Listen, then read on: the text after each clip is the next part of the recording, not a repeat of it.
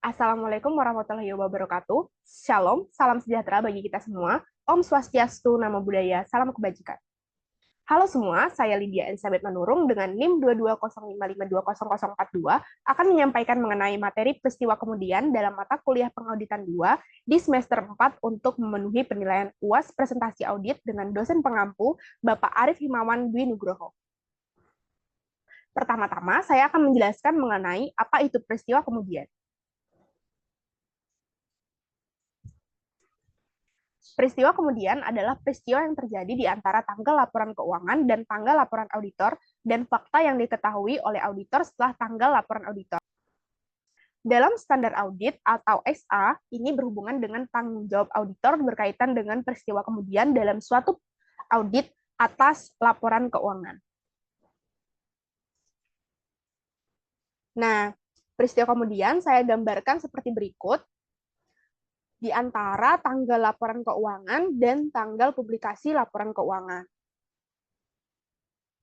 Di mana peristiwa kemudian itu menjadi salah satu penyelesaian audit. Lalu ada tujuan auditor.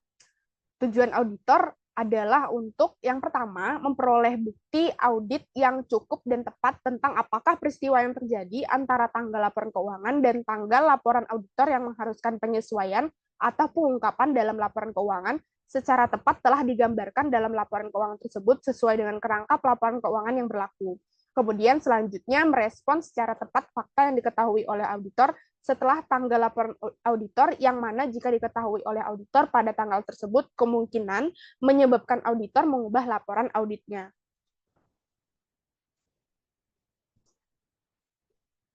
Nah, selanjutnya ada prosedur audit.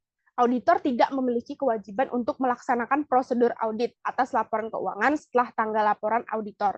Namun, jika setelah tanggal laporan auditor, tetapi sebelum tanggal laporan keuangan diterbitkan, suatu fakta diketemukan oleh auditor yang dapat menyebabkan auditor mengubah laporan auditnya jika fakta tersebut telah diketahui oleh auditor pada tanggal laporan auditor, maka auditor harus melakukan yang pertama, membahas hal tersebut dengan manajemen dan jika relevan, kepada pihak yang bertanggung jawab atas tata kelola. Kemudian yang kedua, menentukan apakah laporan keuangan tersebut memerlukan perubahan dan jika demikian, yang ketiga, meminta keterangan bagaimana manajemen akan memperlakukan hal tersebut dalam laporan keuangan. Dalam SA 560, revisi 2021 berlaku efektif untuk audit atas laporan keuangan untuk periode yang dimulai pada atau setelah tanggal 1 Januari 2022. Nah, laporan keuangan mungkin dipengaruhi oleh peristiwa tertentu yang terjadi setelah tanggal laporan keuangan. Banyak kerangka pelaporan keuangan secara khusus merujuk pada peristiwa tersebut. Kerangka pelaporan keuangan tersebut biasanya mengidentifikasi dua peristiwa. Peristiwa yang pertama adalah peristiwa yang menyediakan bukti tentang kondisi yang ada pada tanggal laporan keuangan. Dan peristiwa yang kedua adalah peristiwa yang menyediakan bukti tentang kondisi yang terjadi setelah tanggal laporan keuangan.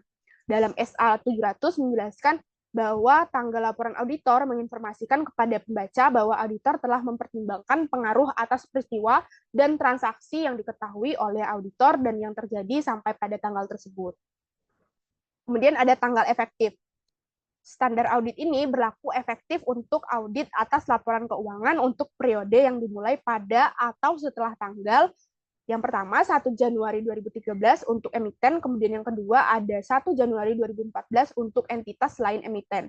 Penerapan dini dianjurkan untuk entitas lain emiten. Kemudian ada tujuan. Tujuan auditor adalah untuk yang pertama itu memperoleh bukti audit yang cukup dan tepat tentang apakah peristiwa yang terjadi antara tanggal laporan keuangan dan tanggal laporan auditor yang mengharuskan penyesuaian atau pengungkapan dalam laporan keuangan secara tepat telah digambarkan dalam laporan keuangan tersebut sesuai dengan kerangka laporan keuangan yang berlaku. Kemudian, tujuan yang kedua adalah merespons secara tepat fakta yang diketahui oleh auditor setelah tanggal laporan auditor. Yang mana jika diketahui oleh auditor pada tanggal tersebut, kemungkinan menyebabkan auditor mengubah laporan auditnya. Kemudian selanjutnya ada definisi untuk tujuan standar audit ini, istilah berikut memiliki makna sebagai berikut. Yang pertama, tanggal laporan keuangan adalah tanggal akhir dari periode terakhir yang dicakup oleh laporan keuangan. Kemudian ada tanggal pengesahan laporan keuangan adalah tanggal yang pada saat itu semua laporan yang membentuk laporan keuangan termasuk catatan atas laporan keuangan yang bersangkutan telah disusun dan pihak yang berwenang telah menyatakan bertanggung jawab atas laporan keuangan tersebut. Kemudian selanjutnya ada tanggal laporan auditor adalah tanggal yang dicantumkan oleh auditor dalam laporannya atas laporan keuangan berdasarkan SA 700. Kemudian selanjutnya ada tanggal diterbitkannya laporan keuangan. Ini adalah tanggal tersedianya laporan auditor dan laporan keuangan auditan bagi pihak ketiga. Lalu yang terakhir ada peristiwa kemudian. Peristiwa ini adalah peristiwa yang terjadi di antara tanggal laporan keuangan dan tanggal laporan auditor seperti yang saya jelaskan sebelumnya, dan fakta yang diketahui oleh auditor setelah tanggal laporan auditor. Nah, kemudian ada ketentuan peristiwa yang terjadi antara tanggal laporan keuangan dan tanggal laporan auditor.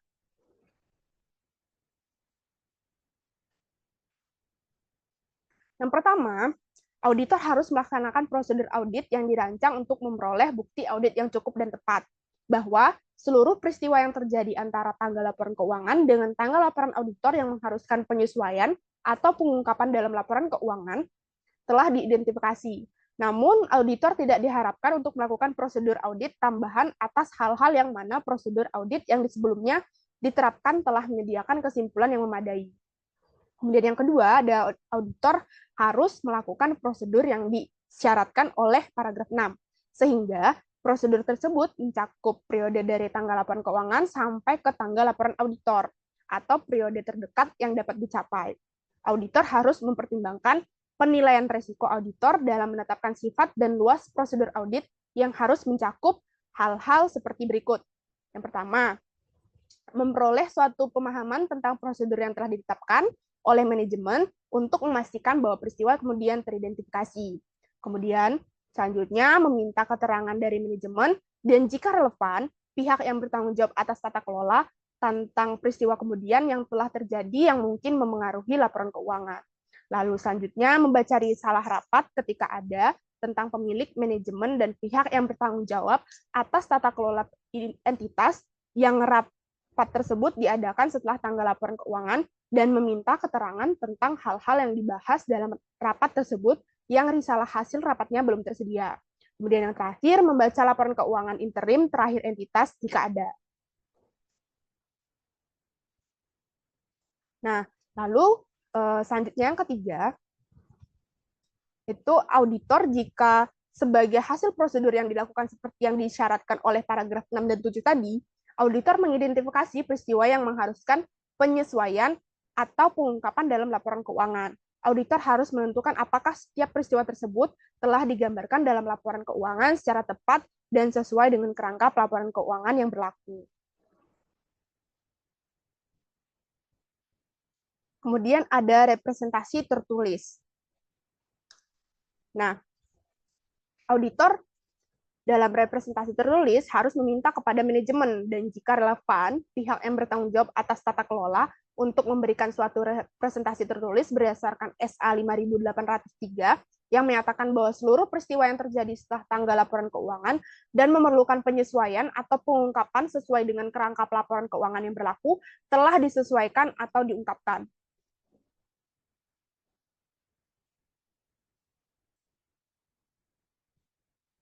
Lalu selanjutnya ada fakta yang diketahui oleh auditor setelah tanggal laporan auditor namun sebelum tanggal laporan keuangan diterbitkan. Yang pertama, auditor tidak memiliki kewajiban untuk melakukan prosedur audit atas laporan keuangan setelah tanggal laporan auditor.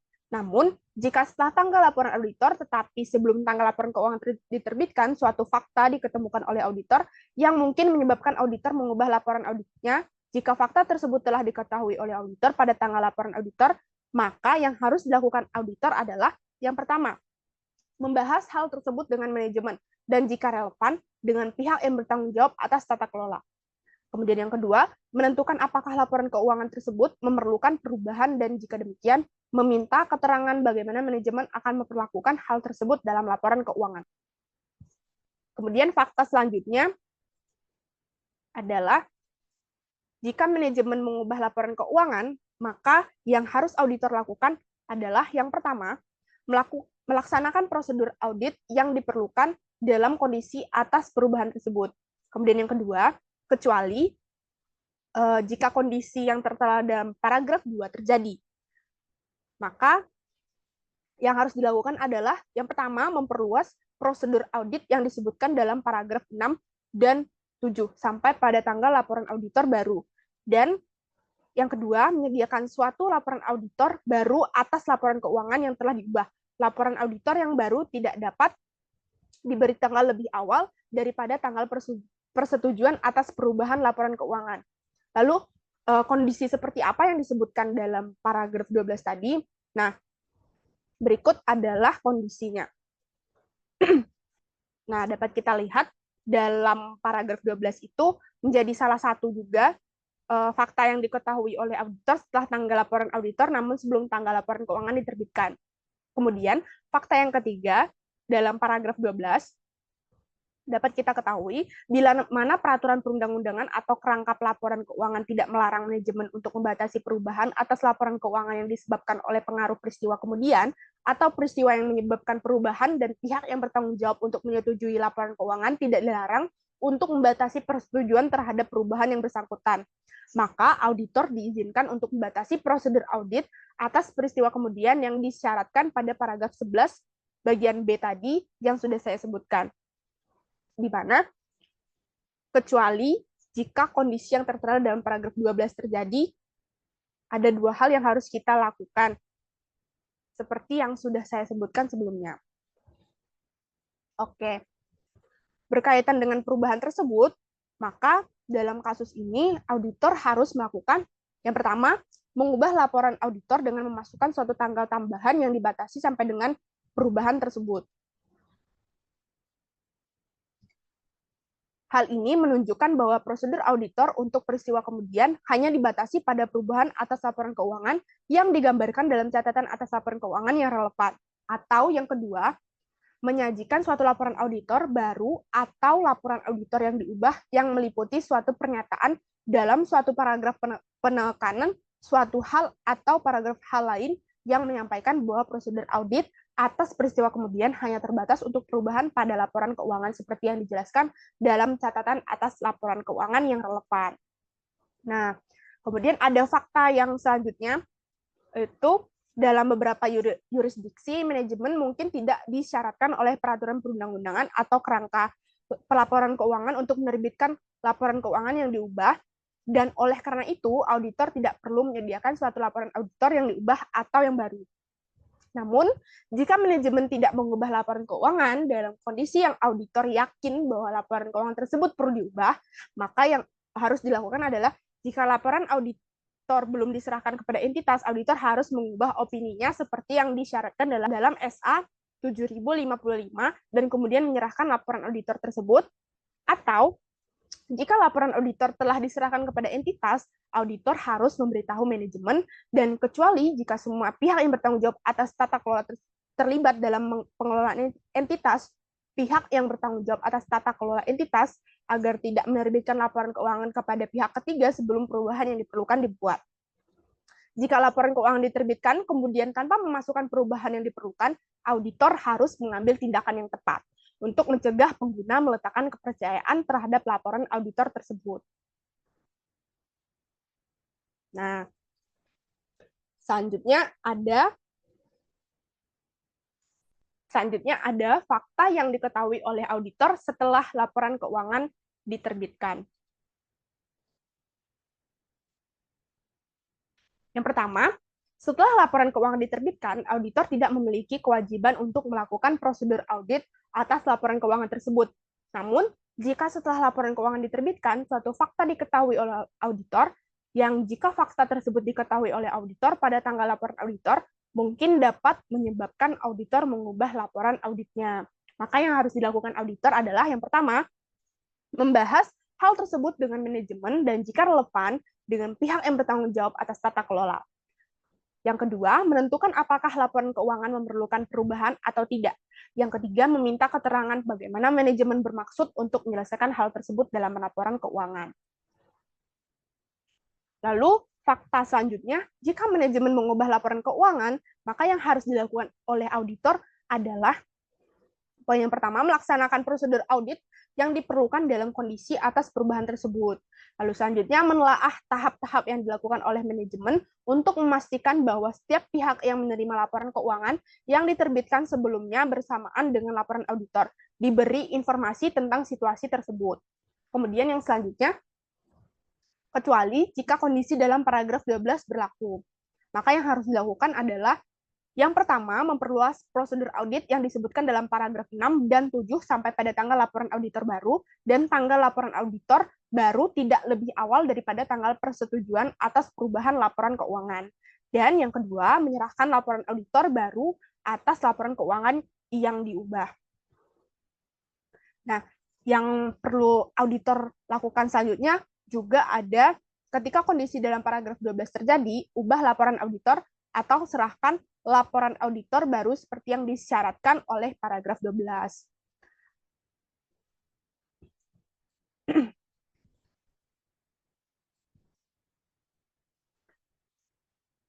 Lalu ada fakta lainnya, auditor harus memasukkan dalam laporan auditor baru atau yang diubah suatu paragraf penekanan atas suatu hal atau paragraf hal-hal lain dengan berpedoman pada suatu catatan atas laporan keuangan yang lebih intensif membahas alasan perubahan atas laporan keuangan yang diterbitkan sebelumnya dan laporan yang diserahkan sebelumnya oleh auditor. Kemudian, fakta selanjutnya, jika manajemen tidak mengambil langkah-langkah yang diperlukan untuk memastikan bahwa setiap pihak yang menerima laporan keuangan yang diterbitkan sebelumnya sudah diberitahu tentang situasi tersebut dan juga tidak mengubah laporan keuangan. Dalam kondisi yang auditor yakin bahwa laporan keuangan tersebut perlu diubah, auditor harus memberitahu manajemen dan kecuali jika semua pihak yang bertanggung jawab atas tata kelola terlibat dalam pengelolaan entitas, pihak yang bertanggung jawab atas tata kelola bahwa auditor akan berusaha untuk mencegah pengguna meletakkan kepercayaan masa depan terhadap laporan auditor tersebut. Jika meskipun dengan pemberitahuan tersebut, manajemen atau pihak yang bertanggung jawab atas tata kelola tidak mengambil langkah-langkah yang diperlukan tersebut, auditor harus mengambil tindakan yang tepat untuk mencegah pengguna meletakkan kepercayaan terhadap laporan auditor. Setelah fakta-fakta yang diketahui oleh auditor setelah laporan keuangan diterbitkan, maka kita akan mengetahui materi penerapan dan penjelasan lain ruang lingkup. Ketika laporan keuangan auditan dimasukkan dalam dokumen lain, setelah penerbitan laporan keuangan, auditor mungkin memiliki tanggung jawab tambahan yang berhubungan dengan peristiwa kemudian yang perlu dipertimbangkan oleh auditor, seperti ketentuan peraturan perundang-undangan yang melibatkan penawaran atas sekuritas untuk publik dalam yurisdiksi tempat ditawarkannya sekuritas tersebut. Contohnya, auditor mungkin diharuskan untuk melakukan prosedur audit tambahan sampai pada tanggal dokumen penawaran terakhir. Prosedur-prosedur ini dapat mencakup hal-hal yang tercantum dalam paragraf 6 dan 7 yang dilakukan sampai pada atau mendekati tanggal berlaku efektif dokumen penawaran terakhir dan membaca dokumen penawaran tersebut untuk menganalisis apakah informasi lain dalam dokumen penawaran konsisten dengan informasi keuangan yang terkait dengan auditor. Lalu selanjutnya ada definisi tanggal pengesahan laporan keuangan.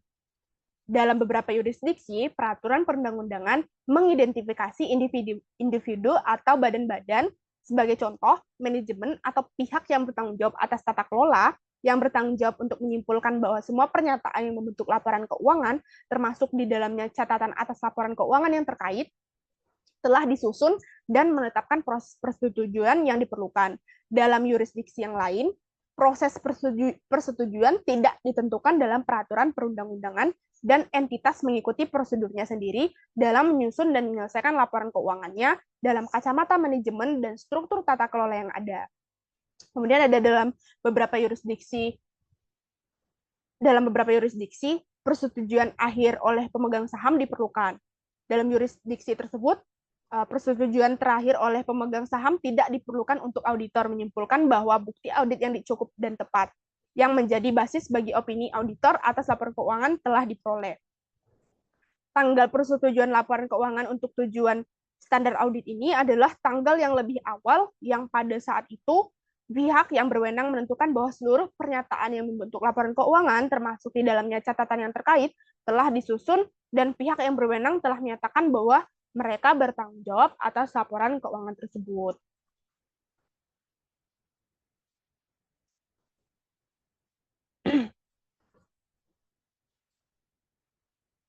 Nah, selanjutnya, tanggal laporan auditor.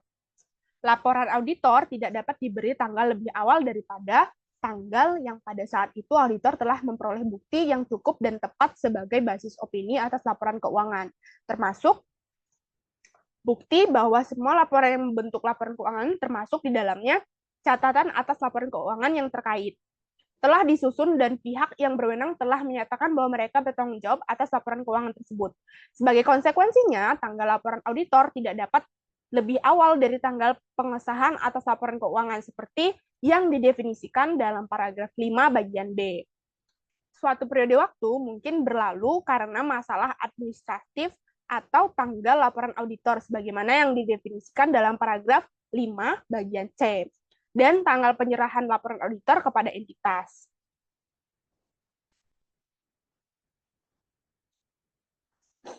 Lalu selanjutnya ada tanggal penerbitan laporan keuangan. Tanggal penerbitan laporan keuangan pada umumnya tergantung pada peraturan yang berlaku dalam lingkungan yang menjadi tempat berusaha entitas. Dalam beberapa kondisi, tanggal penerbitan laporan keuangan mungkin merupakan tanggal pada saat laporan keuangan diserahkan kepada badan pengatur. Karena laporan keuangan auditan tidak dapat diterbitkan tanpa laporan auditor. Tanggal penerbitan laporan keuangan auditan tidak seharusnya hanya pada atau setelah tanggal laporan auditor, tetapi juga harus pada atau setelah laporan auditor tersebut diserahkan kepada entitas. Lalu ada pertimbangan spesifik terhadap entitas sektor publik. Dalam kasus sektor publik, tanggal penerbitan laporan keuangan mungkin sama dengan tanggal laporan keuangan auditan dan laporan auditor atas laporan keuangan tersebut disajikan ke badan pembuat undang-undang atau dengan cara lain diumumkan kepada publik. Lalu selanjutnya ada peristiwa yang terjadi antara tanggal laporan keuangan dan tanggal laporan auditor.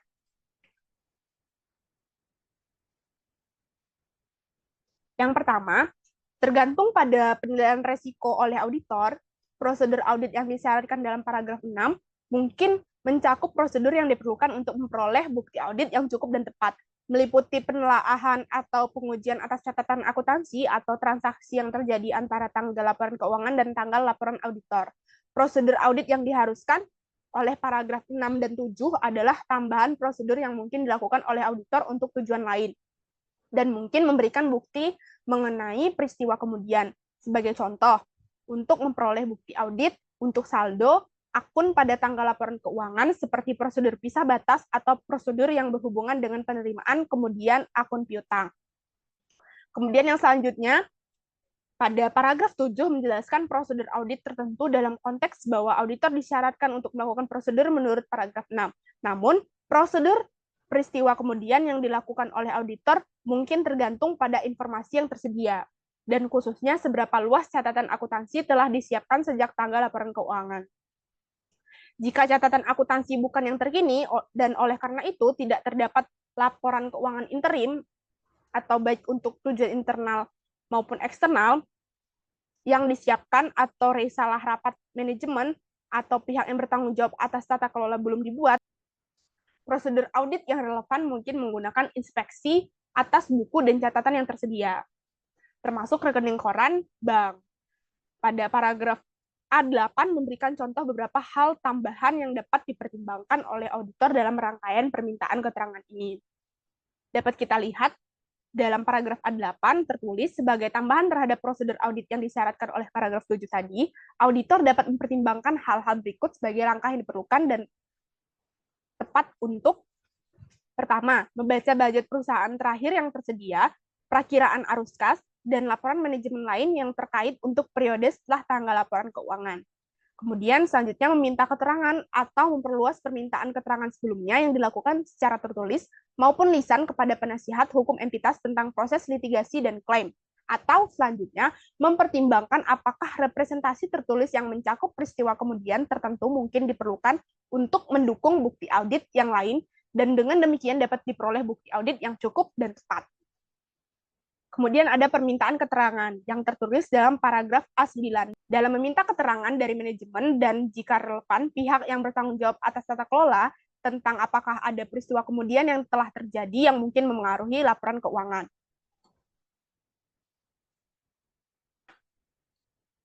Maka auditor dapat meminta keterangan tentang status terkini unsur-unsur yang dipertanggungjawabkan atas basis data awal atau tidak bersifat konklusif dan meminta keterangan khusus tentang hal-hal sebagai berikut. Yang pertama, apakah komitmen baru, penarikan hutang, atau jaminan telah terjadi?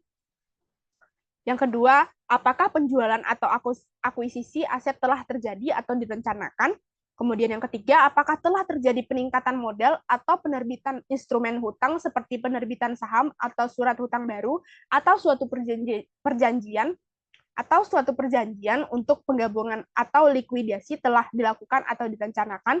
Kemudian yang keempat, apakah aset telah dialokasikan oleh pemerintah atau dimusnahkan, sebagai contoh kebakaran atau banjir. Kemudian yang kelima, apakah terdapat perkembangan yang berhubungan dengan kontingensi. Yang keenam, apakah penyesuaian akuntansi yang tidak lazim telah dibuat atau dipertimbangkan secara mendalam. Yang ketujuh, apakah suatu peristiwa telah terjadi atau mungkin akan terjadi yang akan menimbulkan pertanyaan tentang ketepatan kebijakan akuntansi yang digunakan dalam laporan keuangan dalam kasus sebagai contoh, jika peristiwa-peristiwa tersebut menimbulkan pertanyaan tentang validitas atau asumsi kelangsungan hidup perusahaan. Yang kedelapan, apakah ada peristiwa yang telah terjadi yang relevan untuk pengukuran estimasi atau provisi yang dibuat dalam laporan keuangan. Kemudian yang terakhir, apakah ada peristiwa yang telah terjadi yang relevan untuk pemulihan kembali aset.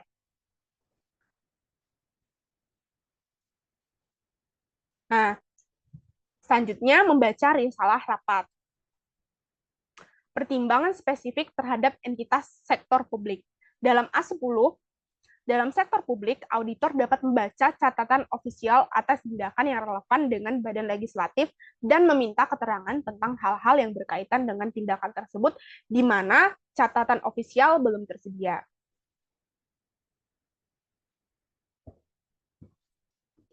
Kemudian yang selanjutnya ada fakta yang diketahui oleh auditor setelah tanggal laporan auditor namun sebelum tanggal laporan keuangan diterbitkan.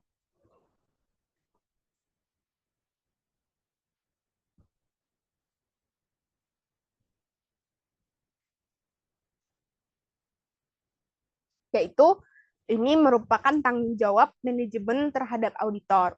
Dalam A11 tertulis seperti yang dijelaskan dalam Standar Audit 210, syarat dalam perikatan audit mencakup persetujuan manajemen untuk memberitahu auditor atas fakta-fakta yang mungkin memengaruhi laporan keuangan, yang mungkin diketahui oleh manajemen selama periode dari tanggal laporan auditor sampai dengan tanggal laporan keuangan diterbitkan. Kemudian, fakta selanjutnya mengenai penggunaan tanggal ganda. Dalam paragraf A12, tertulis, dalam kondisi yang dijelaskan dalam paragraf A12 bagian A, auditor mengubah laporan auditor untuk memasukkan tanggal tambahan yang dibatasi untuk perubahan tersebut.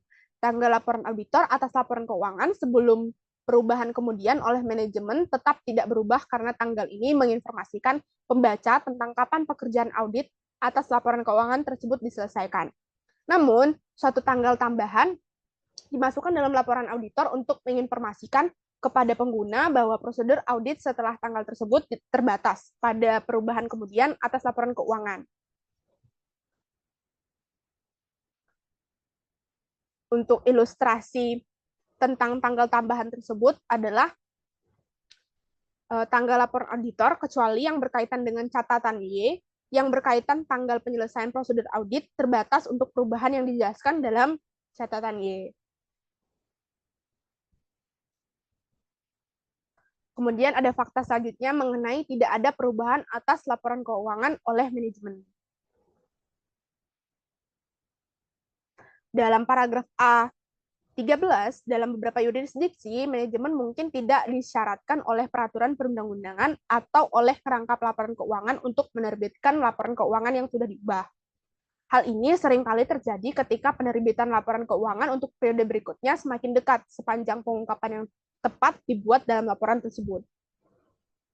Kemudian ada pertimbangan spesifik untuk entitas sektor publik. Dalam paragraf 14 tertulis, dalam sektor publik, tindakan yang diambil yang sesuai dengan paragraf 13 ketika manajemen tidak mengubah laporan keuangan dapat mencakup pelaporan secara terpisah untuk badan pembuat undang-undang atau badan lain yang relevan dalam hierarki pelaporan tentang implikasi peristiwa kemudian terhadap laporan keuangan dan laporan auditor. Kemudian ada tindakan auditor dalam mencari cara untuk mencegah pengguna mempercayai laporan auditor.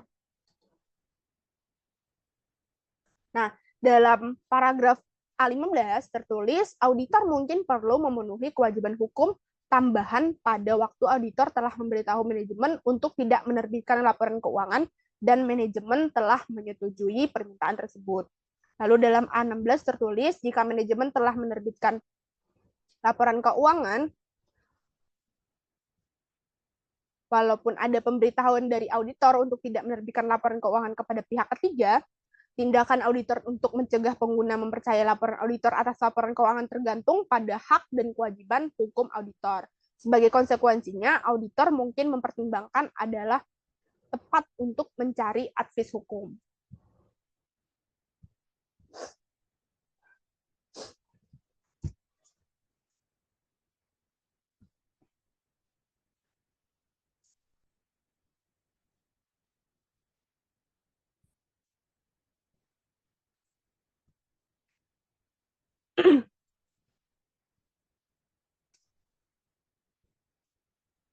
Lalu selanjutnya, fakta yang diketahui oleh auditor setelah laporan keuangan diterbitkan.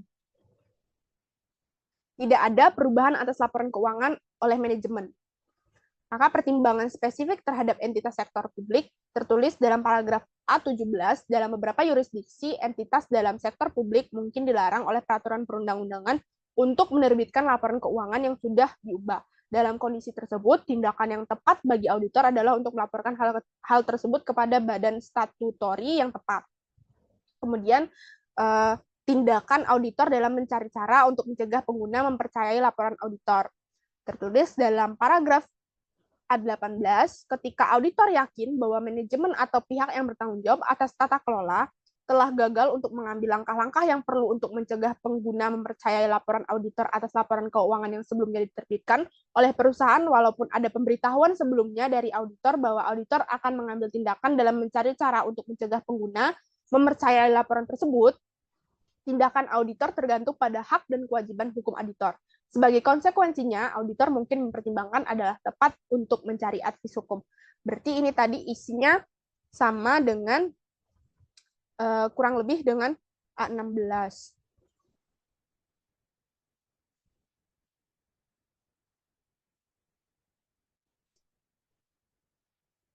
Baik, presentasi mengenai peristiwa kemudian saya cukupkan sampai di sini. Terima kasih kepada rekan-rekan yang sudah menonton video saya.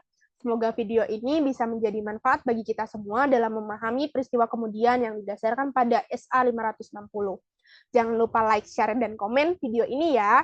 Saya Lydia Elizabeth Manurung, pamit undur diri. Wassalamualaikum warahmatullahi wabarakatuh. Shalom, Om Santi Santi Om. Namo Buddhaya, salam kebajikan.